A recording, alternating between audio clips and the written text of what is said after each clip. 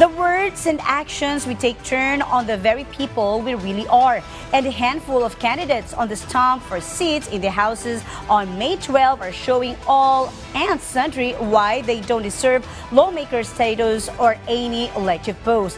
But the poll body isn't waiting for decision day in May, as it ordered 3 wannabe House representatives to show up and explain their reprehensible action, as our Luisa Rispe reports.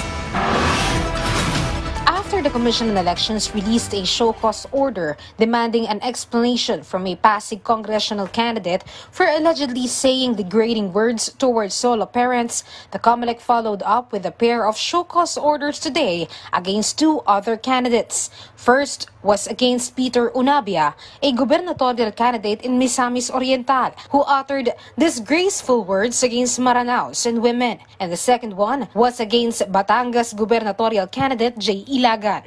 Maaaring ito ay may paglabag sa ating pong anti-discrimination resolution. Tatandaan po natin, yung ating anti-discrimination resolution ay hindi lamang naman para sa kababaihan, kundi sa relihiyon. At yan po ay covered po ng resolution na yan. The 2 candidates have up to 3 days to submit their explanations to COMELEC. COMELEC warned candidates that such statements may be considered an election offense. Kung sakaling makita ng task force natin na dapat siyang kasuhan ng disqualification or election offense, yan po yung susunod na, at dyan po magkakaroon ng formal na pagpapasagot sa kanya sa pamamagitan ng pag-i-issue ng summons.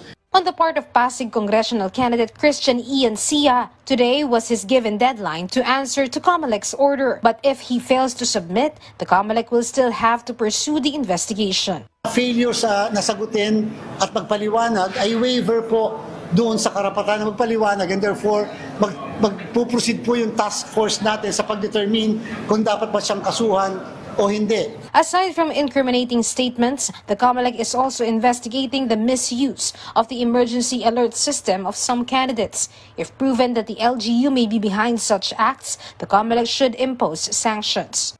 Kung LGU yan, talaga may yung abuse of state resources, napakalawak nun. Paggamit nga ng state resources, pasilidad, equipment ng gobyerno, mako-cover po yan. Number 2, may protocol nga po kasi sa paggamit ng ganyan. Kasi nga po kinukuha yung mga ganyan ng lisensya. Hindi po basta-basta ka magkakaroon ng ganyan. Ikukuha mo yan ng lisensya sa National Telecommunication Commission, sa National Disaster Risk and Management Council. Kung basta ka nagkaroon dyan, bakit ka meron yan? From PTV Manila, Luisa Rispe, Balitang Pambansa.